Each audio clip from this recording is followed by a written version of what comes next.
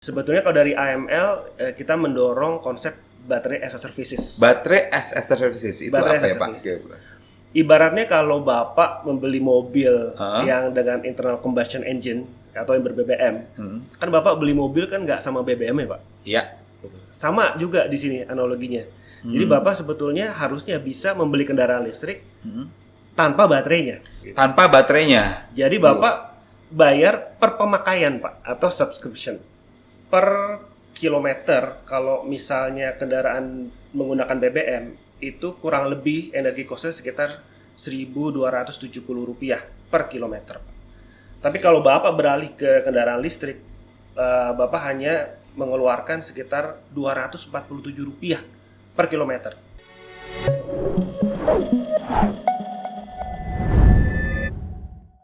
Oke, kembali lagi di podcast Cari Tahu oleh Asosiasi Emiten Indonesia. Saat ini kita masih bersama dengan Pak Nuki, yaitu Direktur Eksekutif dari Asosiasi Ekosistem Mobilitas Listrik. Oke, Pak Nuki, terkait dengan future hope and opportunity terkait dengan mobilitas listrik ya, kira-kira apa saja sih peluang yang menjanjikan ke depan ya untuk industri mobilitas listrik Indonesia? Kan mungkin Pak Nuki juga udah melihat perkembangan mobilitas listrik saat ini secara percepatan seperti apa. Kira-kira peluang apa sih yang menjanjikan ke depan terkait dengan mobilitas listrik? Baik, mungkin saya menggarisbawahi dari dua hal Pak. Yang pertama, kita berkontribusi untuk penurunan karbon ya. Ya. Atau yang kedua dari sisi keekonomian sebetulnya Pak. Nah, mungkin saya bicara dulu dari sisi keekonomian. Kalau kita lihat untuk secara umum ya, secara umum itu kalau kita bandingkan energi cost dari kendaraan menggunakan BBM dengan kendaraan listrik per kilometer, kalau misalnya kendaraan menggunakan BBM itu kurang lebih energi costnya sekitar Rp1.270 per kilometer. Tapi kalau Bapak beralih ke kendaraan listrik, Bapak hanya mengeluarkan sekitar Rp247 per kilometer. Dengan kata lain, Bapak mendapatkan diskon kurang lebih 80% Pak. Seperlimanya jadinya. Seperlimanya. Kok artinya kalau hemat seperlimanya, uangnya bisa di-save, bisa untuk konsumsi yang lain. Mungkin. Betul. Jadi untuk rumah dorong tangga, ekonomi yang lain. Ya, gitu ya. untuk rumah tangga, skala rumah tangga misalnya keluarga bisa lebih berhemat, bisa tabungan untuk pendidikan anak-anaknya. Kalau dari sisi industri ataupun misalnya Pak, logistik ataupun retailing gitu, itu juga pasti akan berdampak signifikan dengan pengurangan cost logistik juga. Betul. Sebenarnya kita tahu kan di Indonesia memang salah satu cost yang terbesar adalah logistik cost. Betul. Kalau bicara dari sisi kemampuan kendaraan listrik untuk mereduce ya karbon, kalau BBM itu dia sekitar 2,4 kg CO2 ekuivalen Pak per liter BBM. Nah, kalau 1 liter BBM kurang lebih ekuivalen dengan 1,7 atau 1,8 kWh baterai. Itu emisinya hanya 1,02 kg CO2 ekuivalen, tapi dalam bentuk carbon footprint Pak, yang tadi saya sebutkan Pak. Carbon footprint-nya ya. Betul. Karena proses di hulu masih ada melibatkan energi-energi yang tidak terbarukan gitu ya. Dan itu pun tapi kita sudah berhemat cukup banyak ya, lebih dari setengahnya Pak ya.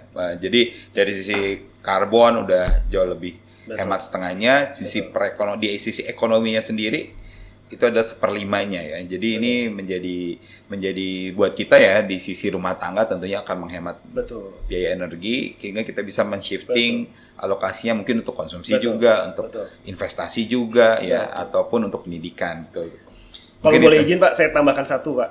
Dari sisi penghematan subsidi BBM sebetulnya Pak. Saat ini untuk sektor transportasi kita mengeluarkan sekitar Rp119 triliun per tahun untuk subsidi BBM. Untuk subsidi BBM 119.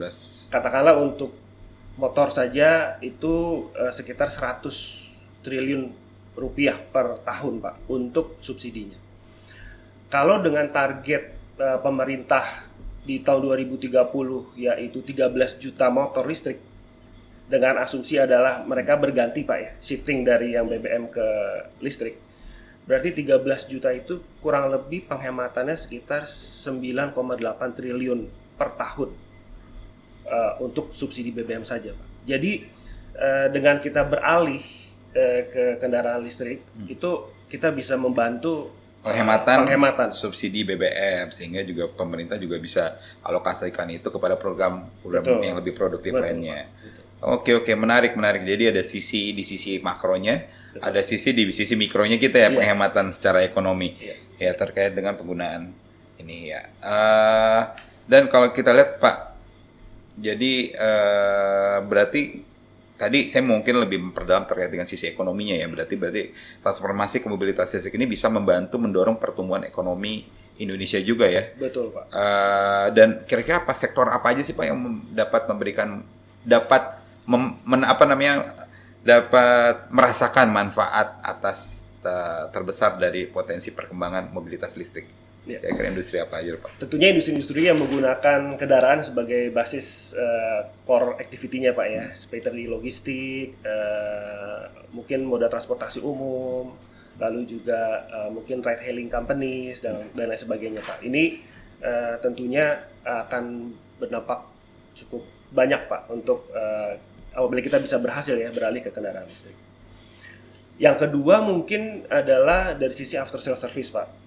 Nah, mungkin AML juga mendorong Pak di Ini belum banyak loh Pak ya, after sales service untuk mobilitas listrik. Iya. Saat ini kita pertumbuhannya udah cukup baik Pak. Tapi dari sisi AML kami berharap after sales service juga dibangun. Dan ini mungkin membuka juga ya kesempatan investasi juga untuk kita bisa masuk di after sales service ini Pak. Iya, dan itu juga akan menjaga kali ya Pak ya, bicara soal market, berarti market nantinya misal secondary dari mobilitas listrik ini sendiri, baik itu mobil listrik ataupun motor listrik, sehingga ada marketnya sendiri gitu ya, karena memang after sales service-nya bagus nih ya, jadi bisa dilanjutkan ke tahun-tahun yang lebih panjang. Dan setahu saya mungkin kan sekarang untuk mobil-mobil listrik juga panjang ya Pak ya. Untuk bicara after sales service, dia punya guarantee battery more than 5 years kan. Yang sebelumnya mungkin kalau kita bicara yang basisnya petrol, kita dapat warantinya bisa 3-5 tahun, dan sekarang dapatnya waranti jauh lebih panjang. Udah ada effort seperti itu yang terkait dengan after sales service yang menurut kita sendiri, ini jadi menarik nih. Betul. Saya bisa nih untuk mulai berganti gitu ya. Betul. Untuk mulai melihat dan mulai berganti kepada kendaraan-kendaraan listrik. Nah, peran pemerintah sendiri Pak, kan kita tahu, kita sering dengar insentif, terus juga dipajak juga dan lain sebagainya. Nah, kira-kira menurut Bapak peran pemerintah apa lagi sih yang dibutuhkan dalam kita mendorong si mobilitas elektrik ini ke depan untuk larinya lebih kencang lagi nih? Iya. Dari AML kita apresiasi Pak ya, mulai dari adanya Perpres yang tadinya Perpres 55 2019 sekarang diperbarui ke Perpres 79 2023, lalu ada tadi program direct insentif di bawah Permen Industri, lalu juga Permen SDM untuk yang konversi, lalu juga untuk tarif di Permen SDM 1 2023 dan Permen SDM 7 2024 untuk perubahan tarif listrik untuk EV infrastruktur. Nah, yang mungkin kami harapkan di bawah kepemimpinan baru Pak Prabowo Gibran, ya tentunya ini perlu berlanjut Pak, perlu berlanjut. Kalau kita lihat kembali lagi Pak ya, dari segmen kendaraan terbesar yaitu motor. Untuk motor listrik itu populasinya baru 0,1% Pak dibandingkan dengan total populasi motor itu sendiri di Indonesia. Itu yang membuat insentif ini sangat penting di tahap-tahap awal Pak. Karena kita kalau mau perkembangan dari kendaraan listrik ini bisa continue dan eksponensial, setidaknya bisa reach to certain level of critical mass. Nah, critical mass ini yang kita lihat setidaknya mungkin di 5-10%. 5-10% ya. Wah, ini masih ada effort yang memang dari 0,1 ke 5-10%. Makanya butuh negara hadir ya Pak ya. Betul. Dalam memberikan insentif tersebut. Oke.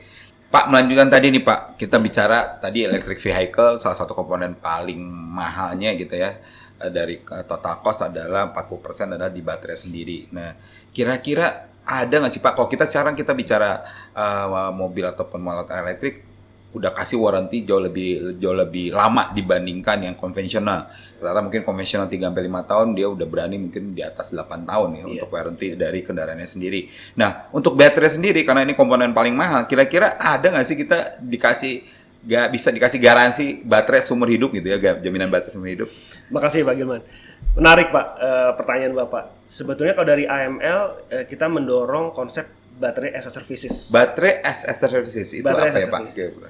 Ibaratnya kalau Bapak membeli mobil yang dengan internal combustion engine atau yang ber-BBM, kan Bapak beli mobil kan nggak sama BBM ya Pak? Iya. Sama juga di sini analoginya. Jadi Bapak sebetulnya harusnya bisa membeli kendaraan listrik tanpa baterainya. Tanpa baterainya. Jadi Bapak bayar per pemakaian Pak atau subscription. Oke, saya coba digest dulu. Berarti kita beli mobilnya tapi baterainya bisa dari supplier tertentu. Karena baterainya emang generik atau gimana Pak? Sama kayak kita sekarang punya baterai A2, A3 gitu ya. Untuk di tahap awal memang dari pabrikan kendaraan listrik itu sendiri yang harus berinisiatif untuk melakukan services ini Pak. Konsep baterai as a services. Untuk ambil contoh Pak ya, untuk kendaraan listrik roda 4 ada satu pabrikan dari negara tetangga di ASEAN. Dari mana tuh Pak? Dari Vietnam gitu misalnya Pak.